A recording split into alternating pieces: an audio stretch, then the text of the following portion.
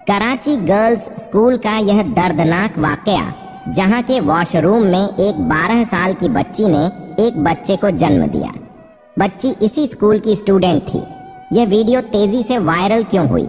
इन सभी वालिदैन से गुजारिश है जिनके बच्चे स्कूल जाते हैं, चाहे स्कूल जाते हैं यूनिवर्सिटी या कॉलेज, और सभी बच्चे भी इस वीडियो को जरूर देखें। इस वीडियो में आप सभी के लिए एक बहुत बड़ा सबक और आगाही है। यह वाक्य इस स्कूल में मौजूद एक टीचर की जुबानी आपको सुनाने जा रहे हैं। वह कहती हैं कि हमेशा की तरह मैं सबसे पहले स्कूल पहुंच गई थी और स्टाफ रूम में भी कोई मौजूद नहीं था। इक्का दुक्का लड़कियां ही अपनी क्लासों की तरफ जा रही थीं। मेरे शौहर मुझे छोड़ते हुए स्कूल अपने दफ्तर जाते थे। इनका दफ्तर काफी दूर था, इसलिए वह जल्दी निकलते तो मुझे भी स्कूल छोड़ देते थे। मैं स्टाफ रूम की तरफ जाने लगी ताकि बुर्का उतार सकूं, मगर अचानक ही मेरे पेट में दर्द उठने लगा और मुझे ख्याल आया कि मैंने तो जरूरत का सामान ही नहीं लिया। दरअसल मेरे खास दिन शुरू होने वाले थे और मैं यह बात भूल गई थी, तो मैंने शुक्र किया कि मेरे बैग जरूरत का सामान मौजूद था। मैंने जल्दी से बैग निकाला। अभी स्कूल में कोई भी नहीं आया था और टीचर्स वॉशरूम काफी दूर थे, इसलिए मैं बच्चियों वाले वॉशरूम में पहुंच गई ताकि यह मसला किसी तरह हल हो जाए। मुझे डर था कि कहीं मेरे कपड़ों पे दाग ना लग जाए, क्योंकि ऐसे में बड़ी परेशानी और शर्मिंदगी होती है। लेकिन स्टूडेंट वॉशरूम में जाकर तो मेरे होश ही उड़ गए। जो मंजर मैंने देखा, मेरी तो चीखें सारे स्कूल में गूंजने लगी। मैं फौरन उल्टे कदम वॉशरूम से बाहर निकली थी। मुझे अब उल्काइयां आना शुरू हो गई थी। इतने में ही दूसरी टीचर्स और प्रिंसिपल भी आ गई, क्योंकि स्कूल लगने का वक्त हो चुका था। और मेरी ऐसी हालत देखकर प्रिंसिपल साहिबा पूछने लगी कि क्या बात है। लगता है कि आज आपकी तबीयत ठीक नहीं। मैंने परेशानी के आलम में इन्हें बताया कि मैं वॉशरूम में क्या मंजर देखकर आई हूँ, वह एकदम हक्का बक्का हो गई। दूसरी टीचर्स भी हैरत और परेशानी से मुझे देखने लगी, क्योंकि यह गर्ल्स स्कूल था और इसके वॉशरूम में इस तरह का मामला होना निहायत ही संगीन बात थी। प्रिंसिपल फौरन ही खुद वॉशरूम की तरफ बढ़ी और थोड़ी देर बाद ही नाक पर कपड़ा रखकर वापस आ गई। स्कूल में काम करने वाली मासियां आ चुकी थी और प्रिंसिपल साहिबा ने फौरन इन्हें बुलाया और इनसे कहा कि जाओ, अंदर वॉशरूम में मौजूद बच्ची को उठाकर स्टाफ रूम की तरफ लेकर आओ। वह दोनों बड़ी ही मुश्किल से इस बेहोश बच्ची को लेकर स्टाफ रूम में पहुंच गई, जो वॉशरूम में बेहोश पड़ी थी और इसका सारा यूनिफॉर्म खून आलू हो चुका का था। और प्रिंसिपल साहिबा के पीछे ही कुछ सीनियर टीचर्स और मैं भी स्टाफ रूम में पहुंच गई। बाकी की टीचर्स को प्रिंसिपल साहिबा ने यह हिदायत की थी कि आप स्कूल की दूसरी तलबा को देखें। यह बात बाहर नहीं निकलनी चाहिए। लड़कियों के वॉशरूम को भी ताला लगवा दिया गया था। प्रिंसिपल साहिबा बच्ची को होश दिलाने की कोशिश करने लगी, लेकिन इसका खून बहुत ज्यादा बह चुका था। मेरा ख्याल था कि इस बच्ची को अस्पताल लेकर जाना चाहिए था, लेकिन प्रिंसिपल साहिबा बहुत ज्यादा खौफ खा रही थी, क्योंकि यह बात कोई मामूली नहीं थी। पुलिस केस बन सकता था और स्कूल की भी बदनामी होती। सारा मामला प्रिंसिपल साहिबा पर आकर रुकता और हर तफी का जवाब इन्हें देना पड़ता। इसलिए वह इस मामले को अंदर ही अंदर दबाना चाह रही थी। फिर इन्होंने अपनी जानने वाली एक लेडी डॉक्टर को फोन करके बुलाया और आकर इसने इस बच्ची का चेकअप किया, तो वह कहने लगी कि इसकी जान को खतरा है, इसे फौरन अस्पताल लेकर जाना चाहिए। अगर जल्दी इसे होश न आया तो मुझे डर है कि यह मेन जा सकती है या फिर यह मर भी सकती है। डॉक्टर ने तो बुरी तरह से हमें डरा दिया था। मैंने प्रिंसिपल साहिबा से कहा कि ज्यादा देर ना करें, किसी करीबी अस्पताल ले चलते हैं, बाद में जो भी होगा देखा जाएगा। मैं खुद 2 बेटियों की माँ थी, इसलिए इस बच्ची की हालत देखकर मेरा दिल कांप रहा था। फिर मैं ही प्रिंसिपल साहिबा के साथ इस बच्ची को लेकर अस्पताल भागी। डॉक्टरों ने इसे हाथों हाथ ले लिया। फिर वो लोग इसे ऑपरेशन थिएटर में लेकर चले गए और प्रिंसिपल साहिबा मुंह गौर से देखते हुए कहने लगी, ये बच्ची आपकी क्लास में पढ़ती है ना? क्या आपको मालूम है कि यह मामला क्या है? ये कब से चल रहा है? ये एक दिन की बात तो नहीं हो सकती। प्रिंसिपल साहिबा की बात पर मैं खामोश हो गई, क्योंकि वाकई ही एक दिन की बात नहीं थी। काफी दिनों से मैं बहुत कुछ देख रही थी और महसूस भी किया था, लेकिन मुझे यह अंदाजा नहीं था कि बात इतनी ज्यादा आगे बढ़ जाएगी। कुछ ही देर गुजरी थी कि प्रिंसिपल साहिबा के पास स्कूल से फोन आ गया। सीनियर टीचर्स बता रही थीं कि स्कूल की बच्चियों में यह बात फैल चुकी है और लाख छुपाने के बावजूद भी सरगोशियां में वह यही बातें कर रही हैं। अब प्रिंसिपल साहिबा मजीद डर गई। इन्हें डर था कि स्कूल की साख मुतासिर होगी। प्रिंसिपल साहिबा के तो पसीने छूट रहे थे क्योंकि बच्ची स्कूल यूनिफॉर्म में थी और जो कुछ भी हुआ था वह स्कूल की 4 दीवारी के अंदर हुआ था। इसलिए इनकी जान हवा हो रही थी कि अब वह एक बड़ी मुसीबत में फंस जाएंगी। वो मुझसे कहने लगी कि किसी तरह भी इस मामले को यहीं पर खत्म कर दो। इस बच्ची के वालिदैन को बुलाओ और इन्हें बुरा भला कहकर इस बच्ची को इनके आश्रय छोड़ दो। हम वापस स्कूल चले जाएंगे, फिर यह किस्सा यहीं खत्म हो जाएगा। मेरा दिल इस बात के लिए राजी नहीं था क्योंकि फिर भी प्रिंसिपल साहिबा के दबाव में आकर मैंने इस बच्ची के घर वालों को बुलाया। वह बच्ची यतीम थी, बस इसके सर पर इसकी माँ का साया था और इसकी माँ मेरे पड़ोस में ही घर की सफाई का काम करती थी, इसलिए इसे बुलाना मेरे लिए मुश्किल नहीं था। मगर जब वह हॉस्पिटल आई और इसे सारे मामले का बताया गया तो वह चीख चीख कर रोने लगी और हमें ही बुरा भला कहने लगी। इसकी खों पर इस अस्पताल के काफी लोग जमा हो गए और इस बात का तमाशा बनने लगा तो प्रिंसिपल साहिबा ने बड़ी मुश्किल से इसे खामोश करवाया और इसे धमकाया कि अगर वह चुप ना हुई तो इसी की बच्ची की बदनामी होगी। यह सुनकर वह खामोश हो गई। फिर प्रिंसिपल साहिबा बड़े ही बुरे तरीके से इसे पूछकछ करने लगी कि तुम्हारी बेटी क्या करती रही थी, तुम कैसी माँ हो, तुम्हें पता ही नहीं चला और तुम्हारी बेटी ने इतना बड़ा कारनामा सर अंजाम दे दिया। प्रिंसिपल साहिबा के इन लफ्जों से इस औरत के चेहरे का रंग उतर गया और वह बड़े ही हैरान से प्रिंसिपल साहिबा को देख रही थी। शायद इसे इन्हें इस लहजे की और इस अल्फाज की तवक्कुल। साहिबा बस इसकी कोशिश में थी कि किसी तरह इस मामले को इसकी माँ के सर डालकर खुद वो वापस स्कूल पहुंच जाए और फिर इस मामले से किनारा अख्तियार कर ले, जबकि इसकी माँ का कहना था कि मेरी बच्ची बहुत ही नेक है, इसने कभी कोई गलत काम नहीं किया।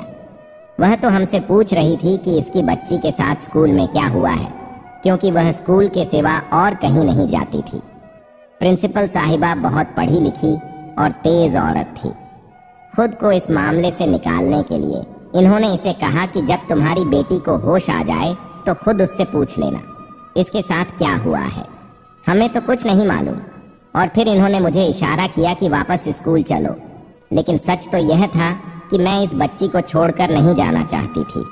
वो मेरी क्लास की बहुत ज़हीन बच्ची थी और वॉक ही बहुत नेक थी। मैं खुद इस बात की गवाह थी कि वह बच्ची कितनी पाकीज़ा है, लेकिन फिर भी इसके साथ जो कुछ हुआ था इसके पीछे किसी न किसी का तो हाथ ज़रूर था। मगर प्रिंसिपल साहिबा के हुक्म के आगे मैं बेबस थी। यह स्कूल का वक्त था और मुझे अपनी ड्यूटी पर पहुंचना था, इसलिए मैं इसकी माँ को सब्र की नसीहत करते हुए प्रिंसिपल साहिबा के हमराह वापस स्कूल पहुंच गई। सारी टीचर्स में तजअसू था कि बच्ची ने क्या बताया, लेकिन जब तक हम स्कूल लौटे बच्ची को होश नहीं आया था। मैं क्लास में गई तो दबी दबी सरगोशियां मुझे सुनाई देने लगी। हर लड़की इस बच्ची ज़ैनब के किरदार पर बात कर रही थी। सभी हैरान थे कि यह क्या मामला है, जबकि मेरी तबीयत अभी भी नहीं संभली थी। वॉशरूम का वह मंजर मेरे दिमाग को घुमा रहा था और एक 13 साल की बच्ची के साथ ऐसे कैसे हो सकता है। वाकई ही यह कोई मामूली बात नहीं थी जिसको दबाया या छुपाया जाता, इसकी तो इन होनी चाहिए थी।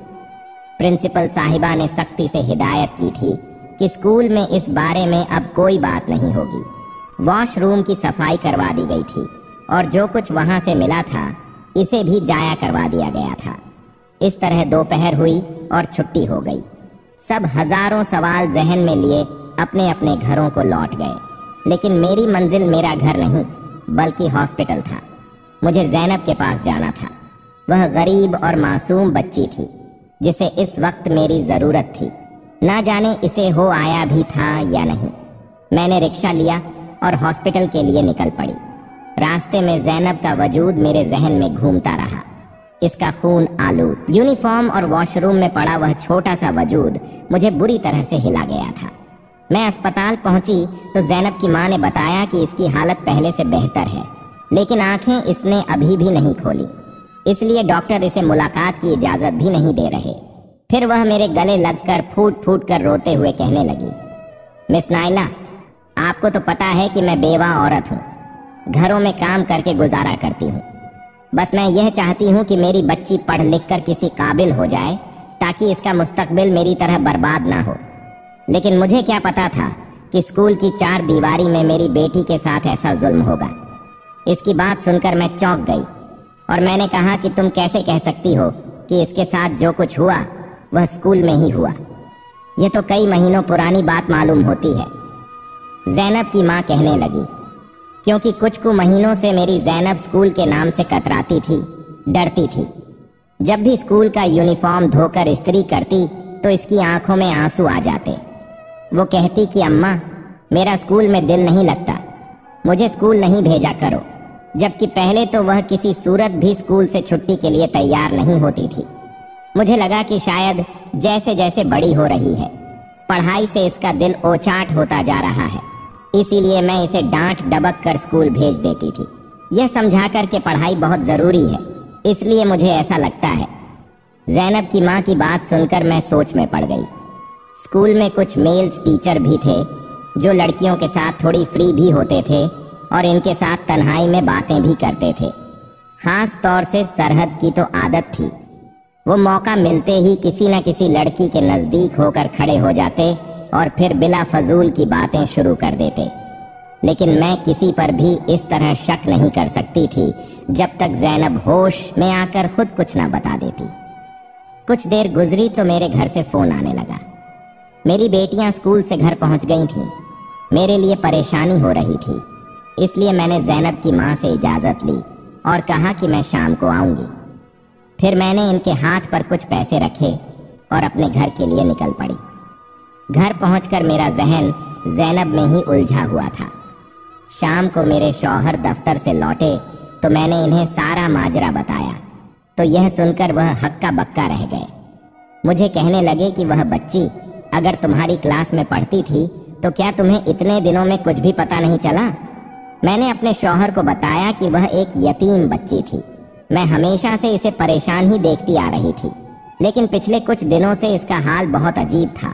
वह क्लास में होकर भी क्लास में नहीं होती थी और इसके टेस्ट भी कुछ गलत आ रहे थे और पढ़ाई में भी वह कमजोर होती जा रही थी। बस बेदिली से सारा वक्त क्लास में बैठी रहती और इस बात को मैंने बहुत ज्यादा महसूस किया था। फिर कुछ दिन पहले इसकी तबीयत भी काफी खराब थी। अक्सर बैठे बैठे इसे चक्कर आ जाते थे। वो बेंच पर सर टिका दिया करती थी और मैं यही समझती रही कि घर के हालात की वजह से वह शायद कमजोर और निढाल हो रही है। काश कि मुझे पता होता कि इसकी परेशानी के पीछे क्या वजह है, तो मैं इसकी मदद जरूर करती, तो मामला इस हद तक न बिगड़ता कि आज वह जिंदगी और मौत के दरमियान झूल रही थी। मेरे सारे काम हो चुके थे। मैंने अपने शौहर से कहा कि मुझे अस्पताल लेकर चले। वो मुझे अस्पताल ले गए। जैनब को अब होश आ चुका था। मैं फौरन इसके पास गई। मैंने इसका हाथ पकड़ा। इसका चेहरा जर्द पड़ चुका था, आंखों से आंसू बह रहे थे। मैंने इसे कहा कि जैनब, मुझ पर भरोसा करो बेटे और मुझे बताओ कि यह सब कुछ कैसे हुआ और किसने किया। लेकिन बस वह फूट फूट कर रो रही थी और मेरे लाख पूछने पर भी इसने कोई जवाब ना दिया। मैंने भी ज्यादा जोर नहीं डाला क्योंकि अभी भी इसकी हालत कुछ खास ठीक नहीं थी। मैं थक हार कर वापस घर लौट आई। मैं चाहती थी कि पुलिस को इस मामले की खबर करूं, लेकिन जैनब की माँ इस बात के लिए राजी नहीं थी। इसे लगता था कि ऐसा करने से मजीद बदनामी होगी और प्रिंसिपल साहिबा भी तो इस बात के हक में नहीं थी। मुझे अपनी नौकरी भी बचानी थी और जैनब को इंसाफ भी दिलाना चाहती थी और इसलिए अब मुझे ही कोई कदम उठाना था। मेरा शौहर मेरी नीयत जान गए थे। कहने लगे कि जो भी करना हो सोच समझ के करना, क्योंकि सबसे पहले तुमने ही इस लड़की को और इसके बच्चे को देखा था, इसलिए तुम भी तफ्शश के दायरे का में आओगी। और यहाँ पर तो पुलिस तशश के नाम पर जीना मुहाल कर देती है। जंगल का कानून है कि बार बार तुम्हें पुलिस स्टेशन बुलाएंगे और तुम्हारी नौकरी पर भी इससे फर्क पड़ेगा और हमारा घर भी डिस्टर्ब होगा। मेरा शौहर वही टिपिकल सोच रखता था। खुद को दूसरों के मामले से दूर रखना चाहता था, जबकि एक उस्तानी होने की हैसियत से मुझे लगता था कि यह मेरी जिम्मेदारी है कि मैं अपनी स्टूडेंट को तहफ़्फ़ुज़ फराम करूं, और ख़ासकर स्कूल के अंदर ऐसा दोबारा ना हो। इसके लिए कोई ना कोई कदम तो उठाना ही पड़ेगा। अगली ही सुबह मैं सीधे ही प्रिंसिपल साहिबा के दफ्तर में पहुंच गई और मैंने इनसे कहा कि मैडम ज़ैनब वाले केस को इतनी आसानी से ख़त्म नहीं किया जा सकता। इसकी माँ ने तो पुलिस कंप्लेन नहीं की, लेकिन हमें यह काम करना चाहिए। आखिर किसी ना किसी ने तो इसके साथ ज्यादती की है ना, और हो सकता है कि यह हरकत स्कूल में ही हुई हो। आपने खुद अपनी आंखों से इस बच्ची की हालत देखी है। इसने स्कूल के वॉशरूम में एक नामुकम्मल बच्चे को जन्म दिया है। शायद वह 4 या 5 महीने की हामिया थी। अगर ऐसे में वह मर जाती तो कौन जिम्मेदार होता? वह तो शुक्र है कि इसे होश आ गया और वह पहले से बेहतर है।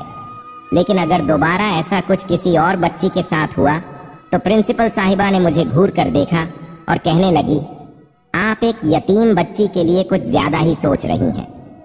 मिस नाइला, मैं इसकी माँ को खामोश करवा चुकी हूँ और ज़ैनब के इलाज के लिए मैंने खुद पैसे भी भिजवा दिए हैं। अब आप इस किस्से को खत्म समझें। ज़ैनब की वजह से मिस फूल की साख को दांव पर नहीं लगा सकती हूँ और ना ही अपने लिए कोई मुसीबत खड़ी कर सकती हूँ। कुछ ही दिनों के बाद मेरी हज की फ्लाइट है। अगर इस मामले के खिलाफ मैंने एक्शन ले लिया और पुलिस कचहरी के मामलात में पड़ गई तो मेरा हज पर जाना भी मुश्किल हो जाएगा। प्रिंसिपल साहिबा ने 2 टोक लफ्जों में अपना फैसला सुनाते हुए मुझे क्लास में जाने का हुक्म दिया और मैं अपना समूह लिए क्लास में पहुंच गई।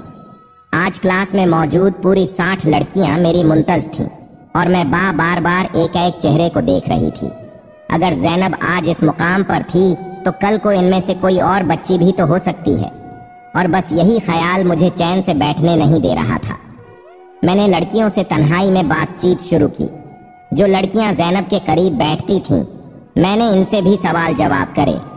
सबका यही कहना था कि ज़ैनब का रवैया कुछ दिनों से बिल्कुल बदल गया था, लेकिन असल बात क्या थी किसी को पता नहीं था। फिर एक बच्ची जो ज़ैनब के साथ आती और जाती थी, इसने एक ऐसी बात बताई जिसने मुझे चौंका के रख दिया।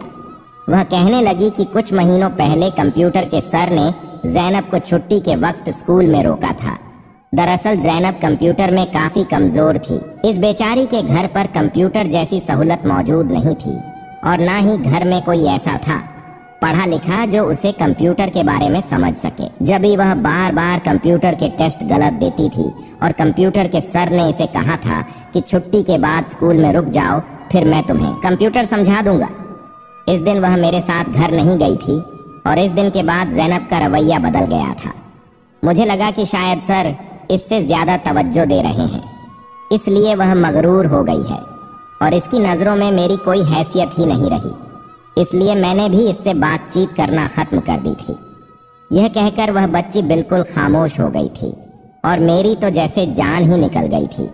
मैं सोच भी नहीं सकती थी कि सर हम्माद के बारे में मेरा शक इस हद तक ठीक होगा।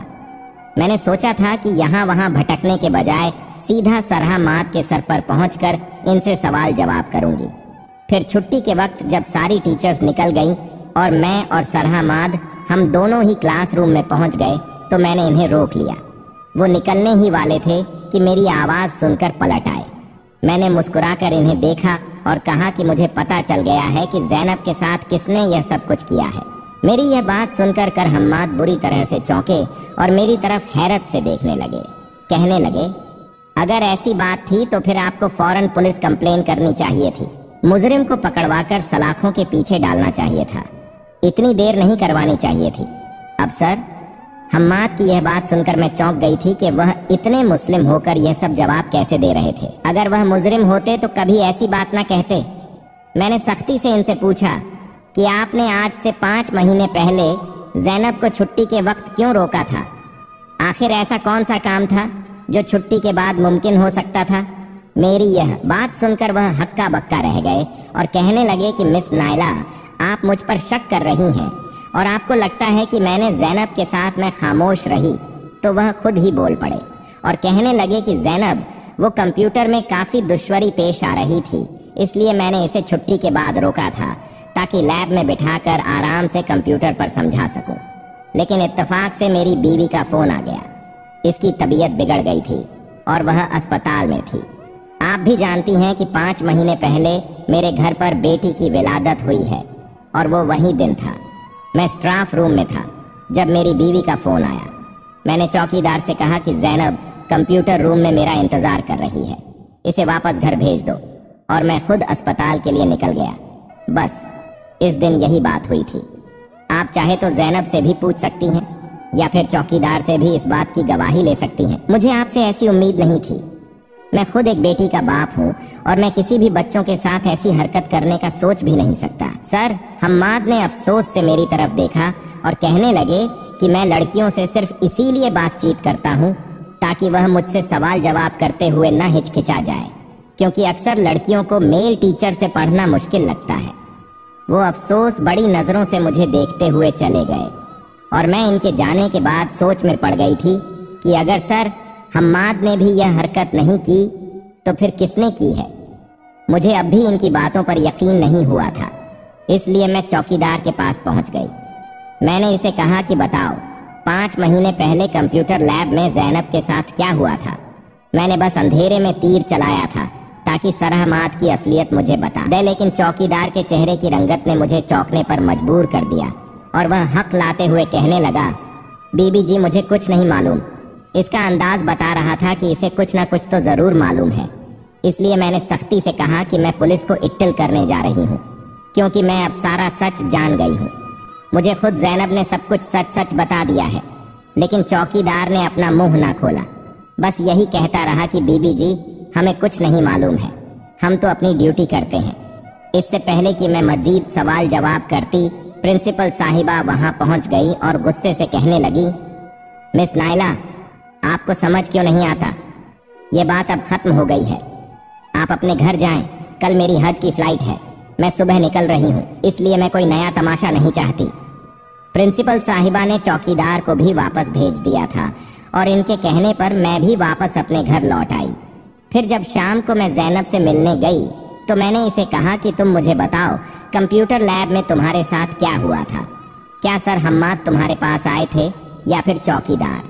मेरी बात सुनकर वह इस तरह से रोई कि जैसे मैंने इसका कोई जख्म कुरेद दिया हो, और फिर इसने वो सच्चाई मुझे बताई जिसे सुनकर मेरे कदमों तले से जमीन निकल गई। उसने मुझे रोते हुए बताया कि इस दिन स्कूल में सर हम्माद ने मुझे रोका था, लेकिन इसकी जगह चौकीदार वहां आ गया था और फिर इसने तन्हाई का फायदा उठाकर इसे कंप्यूटर लैब में बंद करके इसके साथ ज्यादती की और इसे धमकी दी कि अगर इसने यह बात किसी को भी बताई तो वह इसे जान से मार देगा। वो खौफ ज़दा होकर खामोश हो गई, लेकिन फिर जब इसकी तबीयत ज्यादा खराब होने लगी तो इसने यह बात चौकीदार को बताई, क्योंकि अक्सर चौकीदार स्कूल की छुट्टी के बाद इसके साथ ज्यादती करने लगा था। चौकीदार को इल्म हो गया था कि वह उम्मीद से है, लेकिन अपना गुनाह छुपाने के लिए इसने इसे बहुत सारी दवाइयां खिलाना शुरू कर दी। पिछले कई दिनों से इसके पेट में शदीद तकलीफ शुरू हुई और फिर 2 दिन पहले इसने स्कूल पहुंचते ही स्कूल के वॉशरूम में 5 महीने के नामुकम्मल बच्चे को जन्म दिया था। अबॉर्शन की दवाइयों ने इसे इस हाल तक पहुंचा दिया था कि वह वहीं गिर के बेहोश हो गई थी। अगर मैं सही वक्त पर वहां ना पहुंचती तो शायद वह मर चुकी होती। यह सुनकर मेरी जान निकल गई और ज़ैनब की वालिदा भी हैरान रह गई थी। शायद इन्हें भी यह नहीं मालूम था कि इनकी बेटी किस अजियत से गुजर रही थी।